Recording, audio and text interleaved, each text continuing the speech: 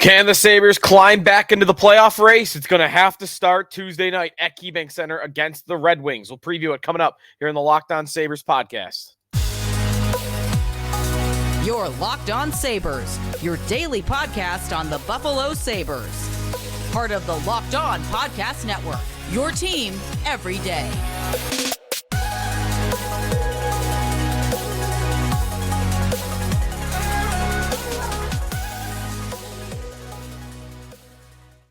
And thanks for making Locked On Sabres your first listen every day, free and available wherever you get your podcast. Part of the Locked On Podcast Network, your team every day. Today's episode is presented by Sleeper. Download the Sleeper app. Use the promo code LOCKEDONNHL to get up to a $100 match on your first deposit. Terms and conditions apply. See Sleeper's terms of use for details. Sneaky Joe DiBiase here on the show. We have got a game tonight against the Red Wings, 7 o'clock puck drop at KeyBank Center, and it is the first of these 3 head-to-head games against teams the Sabres are chasing to see if they can get back into the race. I don't think they're going to get to a point where it's likely they're going to make the playoffs in the next week, but they can get back into the conversation with a great week, and that has to start on Tuesday at home against Patrick Kane and the Red Wings. We'll talk about Kane. We'll talk about the Red Wings sliding as of late, why that's happening, why it was predictable that that was happening. We'll get to the lineups, injury update for the Sabres as well that is on the positive end of things. A lot more to get to on today's show. We've got our text line available to you. You can sign up if you're not a texter already. A sortie at joinsubtext.com/LockedOnSabres, where you can sign up there.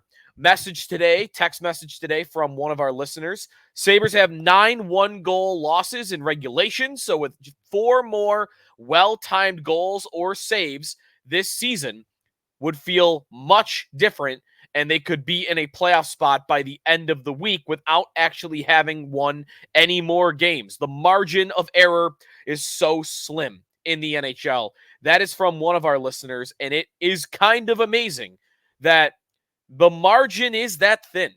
The Sabres are 7 points out, and right, what the listener is saying, they just made it to overtime 4 more times, not even made the playoffs, not won the games, made it to overtime. We'd be talking about them already being 3 points out with 2 head-to-head games against Detroit. It's incredible that is how slim the margin is in the NHL, and the Sabres have never once gotten lucky in the last 13 years and been one of these bad teams that gets lucky and presses into overtime and just finds a way to get there because of overtime losses or because of save percentage or shooting percentage. They're never that team. Detroit's that team. We'll talk about that coming up in a little bit. Sabres droughtology of the day. It has been a long, long time since the Sabres have been in the postseason. It has been 4,704 days since a Sabres playoff game. The Sabres had the longest playoff drought ever active. The second longest playoff drought in the NHL is the Red Wings at 7 years. And they have 18 playoff wins since the last Sabres playoff win. 18. But they have the second longest drought. That's how big the gap is. It is the Sabres, and then a wide margin, and then it is everybody else. So, hopefully that changes sometime soon. We'll see. Maybe the Red Wings break their drought this year, although the Islanders are nipping at their heels. Luckily for the Sabres and the Red Wings, we talked about how the Red Wings, the Sabres could do their own damage this week. If they win the 2 head-to-heads against Detroit, then they are at minimum, if they win all their games, I guess, but mostly the 2 games against Detroit, they can be 3 points back. Even if I give the Red Wings a win against Arizona this week, you could get to 3 points back just by beating the Red Wings. The Islanders, you have 1 head-to-head, and that's it for the season, so you're gonna need some help. Well, they got a little bit of help last night. The Islanders went out west. They played the LA Kings. The LA Kings won 3-0 to give the Islanders a loss on the season. So here's the positive way of framing the standings today. The Sabres, with a win in regulation against Detroit, will give us 48 hours to get ready or to look forward to a home game for the right to get within 3. Let's just put it that way. You win tonight in regulation, and the next 2 days are the Sabres have a home game coming up to get within 3 points. And that is something to feel a little bit positive about, despite the fact, I'll tell you up front, I don't trust the Sabres to do this. I do not trust the Sabres to put a streak like this together. The reason I'm starting to convince myself that it's even a little bit possible is more to do with the teams above the Sabres. I do not think the Red Wings are a good team. I do not think the Islanders are a good team. I do not think the Capitals or the Penguins or, let's be honest, the Devils at this point. It's fair to say it. The season's long enough. I don't feel like any of these teams above them are very good at all. In fact, Tampa and Philadelphia, who are even above that into spots, I don't think are great, but they're a little too far away, and Philly's in a metro spot, so that doesn't matter anyway. So, the game tonight, it's about staying alive. That's it. Staying alive, get the game to the garage, win it in regulation. That is how you get back in the conversation. And I think the Sabres have a very good chance to do it. They are a favorite. We'll talk about the betting odds a little bit later on in today's game. But the Red Wings, I mean, you want them to really feel the pressure. You want them to feel that, hey, we're letting it slip away. We have been in a spot all year long. We've gone on this 5-game losing streak, and it's slipping away. It's slipping out of our grasps. And a win by the Sabres, that's just another team that the Red Wings have to think about. That's another loss that they have on a head-to-head in an important game. That's another opportunity for the Islanders to jump over them. This is a big game because it's kind of the last stand. I mean, if the Sabres lose this game, I don't know what I'll sound like tomorrow morning. I think I'll probably sound like the season's over. And I've sounded like that before. I've declared the season dead probably 3 times already this year. But, man, if you don't win your head-to-head against the team that is in that spot, then I don't know what to tell you. One question I asked our texters, by the way, that I think is a very interesting hypothetical, and Jeremy White asked this to Don Granato on Tuesday morning when we interviewed him. I asked our listeners on the text line, if this game were to go to overtime, you don't want that to happen, would you, with a minute to go, you have the puck, would you pull the goaltender? The exact same way the Minnesota Wild did a couple of nights ago. They need every point they could get. I think Minnesota was 8 points out for that game against Nashville. They got the puck with a minute left, 3-on-3 overtime. It's all about possession. It's rare that you'll give the puck away in that situation with only a minute to go. You can it's almost like holding it for the last shot. You hold it for the last shot. You throw a fourth guy out there. Suddenly, it becomes a 4-on-3 power play. And your odds of a 4-on-3 power play are very strong, obviously, to win the game right there. That's exactly what happened. So, Sabres get the puck, a minute to go, you pull the goaltender. The risk, of course, is if you let a goal in by pulling the goaltender, you lose the loser point. You lose that 1 point. But the sentiment, I think, would be the Sabres are at a point where it's got to be 2. Getting 1 and letting Detroit get 2, that's not going to do it. There's no point. Whatever. They gain 1 on you. Like, you're not doing anything. You've got to gain on them. I would pull them. I would. I probably wouldn't do it with more than a minute left, though. There'd have to be a minute left. I've got the puck, and I'm ready to come up ice with it. I'm throwing that fourth guy out there, and I'm risking that loser point because I feel like I'm not really risking much. Back and forth. Some listeners saying no.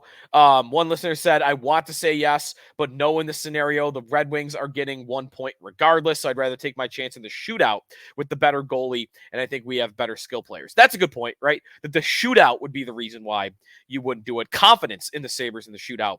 And the way Luukkonen has been in the shootout this year, complete difference from last year. I could see the argument there, of course. Timeout here when we come back. The Red Wings. Why I don't believe in them. Just to reiterate it, why they are crashing and burning with a 5-game losing streak here and why I think the Sabres can catch them. I'll tell you why when we come back here on the Locked On Sabres podcast. We are presented by Sleeper. It is ending. We're getting towards the end point of the year, and regardless of where the Sabres are at in the standings, I want to remind you, you can win big by playing daily fantasy hockey on Sleeper, the official daily fantasy app of the Locked On NHL Network. Sleeper, our number one choice for daily fantasy sports and especially daily fantasy hockey, because with Sleeper, you can win 100 times your cash in daily fantasy hockey contests. All you got to do, pick whether the stars of the league, you got McDavid, Ovechkin, Crosby, McKinnon, more, will record more or less than their sleeper projections for things like goals, assists, saves, plus, minus, and more in a given game. To win a 100 times bet on sleeper, you need to correctly predict the outcome of 8 player stats. You can win 100 times your money playing daily fantasy hockey with sleepers, so start paying attention. Nail your picks so you can start winning big. Use the promo code LOCKEDONNHL. You'll get up to a $100 match on your first deposit. Terms and conditions apply. That's code LOCKEDONNHL. See Sleeper's terms of use for details and locational availability.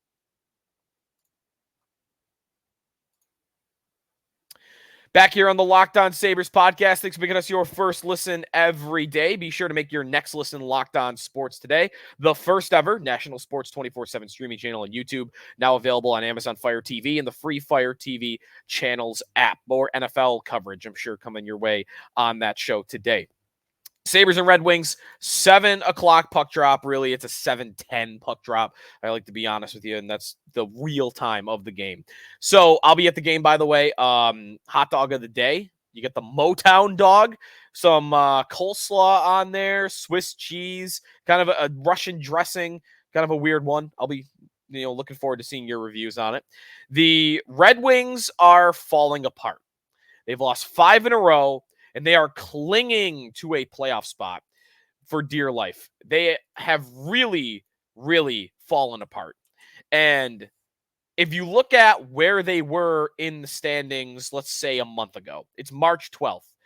March 12th of last month, so February 12th, the Red Wings had a 4-point lead with a game in hand over the Islanders. They had a 12-point lead over the Buffalo Sabres. So the Sabres have cut it basically in half. The Islanders have matched them. So they've gone from decent, comfortable, little bit comfortable. They were tied with the Maple Leafs. That's another thing to say here is that not only were they 4 points clear of a playoff spot, they were 1 point back of third in the Atlantic.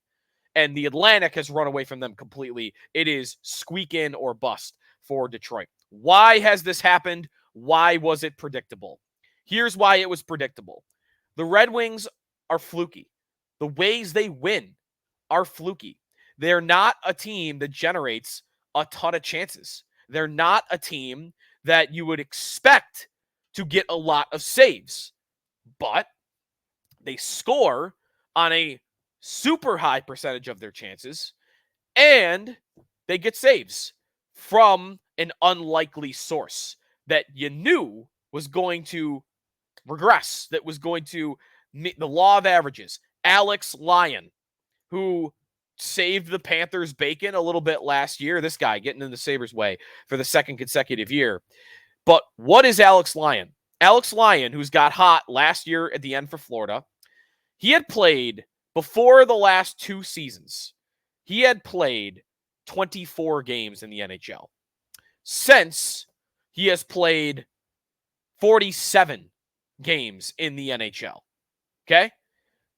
And last year, 912 save percentage, but fell apart a little bit at the end. Bobrovsky took over and carried the Panthers to the playoffs. Detroit this year, really strong performances for a solid chunk of the season. Even after a rough stretch lately, Lyon sits at 32 starts at a 908 save percentage, which is pretty darn good by today's standards in the NHL. But look at what he's done in his last 4 outings. 4 goals allowed, 4 goals allowed, 5 goals allowed, 4 goals allowed. All 4 games, he was under a 900 save percentage. He's starting to show cracks because, of course, that's what happens with a 31-year-old career AHL goaltender that's just arrived on the scene in the NHL. You're not going to get that type of play over the course of a full season in 99 cases out of 100. They have James Reimer too, but he's way past his prime. I mean, that is the end of James Reimer's career, and let's be honest, he hasn't been a starting caliber goaltender in maybe a decade. So that's what they're left with at goaltender because Ville Husso has been out with injury for a very long time now. So if you look at the other teams in PDO is a stat that kind of, I think, it's called a lucky stat. I think, again, it's more a stat that shows how unsustainable is your success. And sometimes you got to judge, you got to line it up with what's on the roster. So PDO, combination of shooting percentage and save percentage. Number 1 is Vancouver. Number 2 is Boston. Number 3 is Winnipeg. Number 4 is Detroit. What do the Red Wings not have in common with those other 3 teams? Again, half of it is save percentage. And actually, more than half of it is save. Well, I guess, it's combination. So you get 91% of shooting save percentage, 10% of shooting percentage, whatever. So the Red Wings have Alex Lyon in net, while the Jets have Hellebuck, the Bruins have Ullmark and Swayman, and the Canucks have Thatcher Demko. Those top 3 teams in PDO, you can expect to remain there because they have rock solid stud goaltenders that you know what you're getting over the long haul. The Red Wings don't have that, which is why they have been a regression candidate all season long. And that is what is happening. You look at their lineup going into this game against the Sabres, it's not that impressive at all. Patrick Kane has been a monster addition for them because they don't have a lot of scoring depth.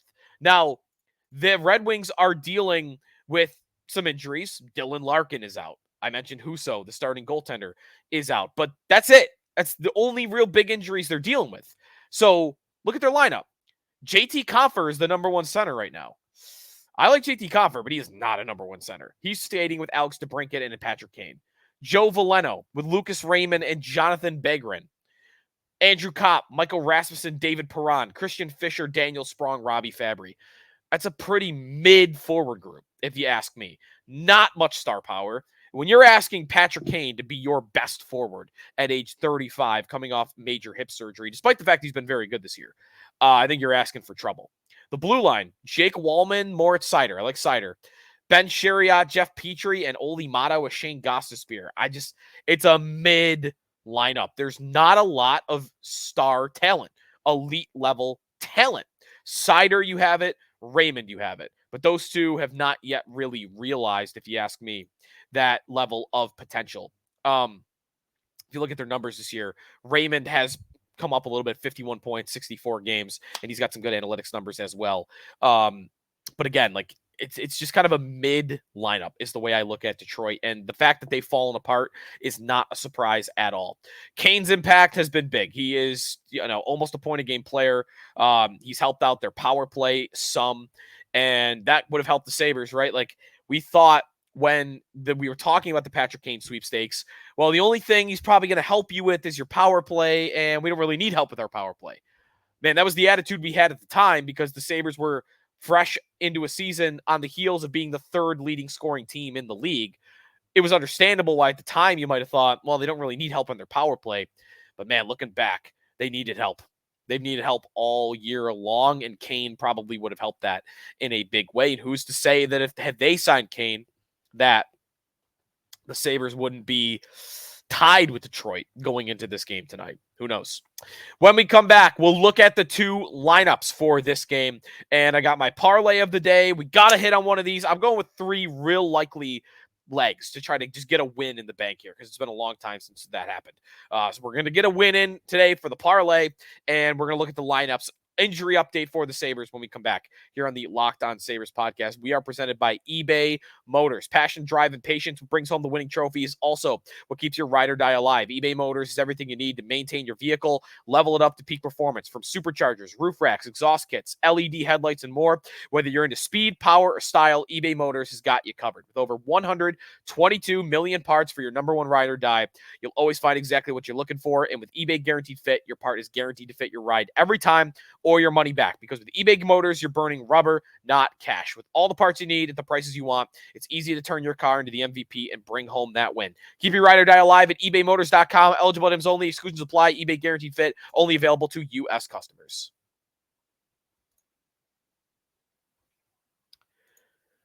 Sneaky Joe DiBiase back here on the Locked On Sabres podcast. Sabres and Red Wings, 7:10 puck drop.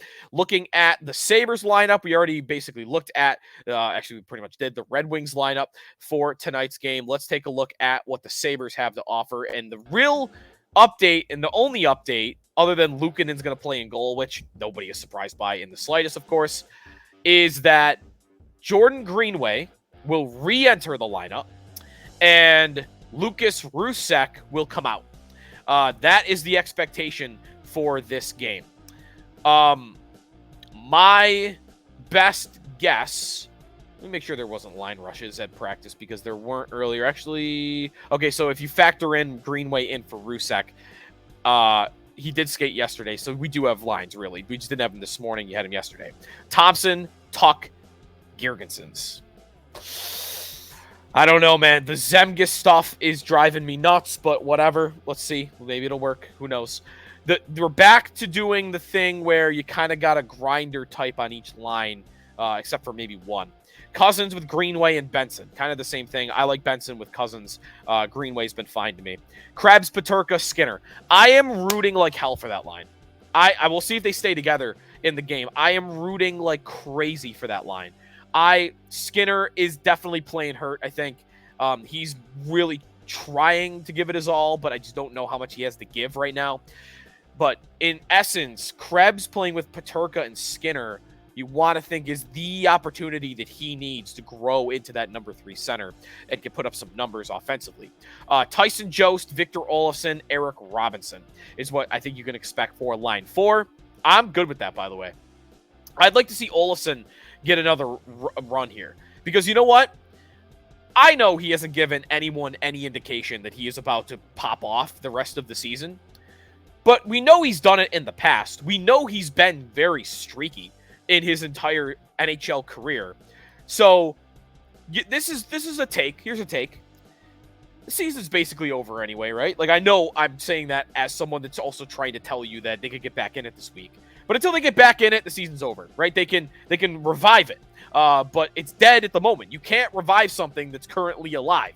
So it's dead right now, the season. You kind of got nothing to lose. Why not, despite the fact he hasn't earned it at all, just throw Olofsson up there in the top line.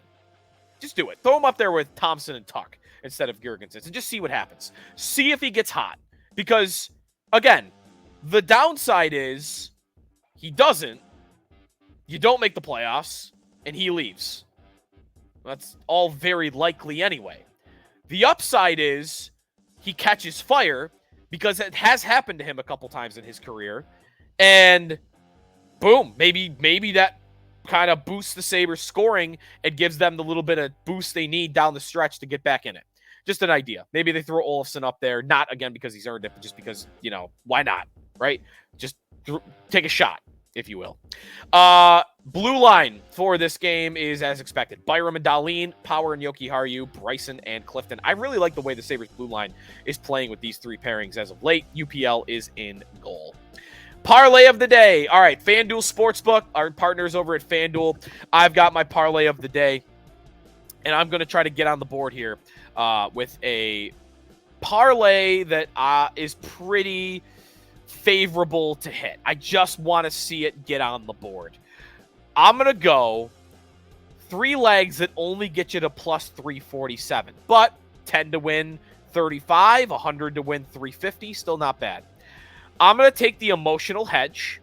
I'm going to bet against the Sabres because they often lose games like this where they have an opportunity to get back in it. I'm going to take Red Wings money line. I'm going to go under 6.5 goals because the Sabres have been playing some boring ass hockey lately. Luukkonen's been great. Let's go under 6.5 goals. And I'm going to take Dylan Cousins to record 2.5 shots or more on goal. I think Cousins, despite the fact he's still not putting up good numbers, he is playing, to me, like the best center on the team. I think he looks better than Thompson on a shift-to-shift basis. Krebs doesn't get the opportunity, and he's been a little iffy even when he has been out there. I've liked Cousins. I think, he is someone that is trying very hard to get the numbers going for him. He has 9 shots on goal in his last 2 games. I'm going 2+ for Cousins to round out a parlay that gets us at plus 347. Gotta hit. Come on. Gotta hit a parlay at plus 347. All right, that's going to do it for us today here in the Locked On Sabres podcast. Sabres and Red Wings. Let's hope we're going to win and we can talk more about playoff important games Thursday. Give us the Thursday game, Sabres. Give us an interesting game Thursday against the Islanders in the standings. That's going to do it for us today. Be sure to check out Locked On Sports Today, the first ever national sports 24/7 streaming channel on YouTube. It's now available on Amazon Fire TV and the free Fire TV app. We'll talk to you tomorrow here in the Locked On Sabres podcast.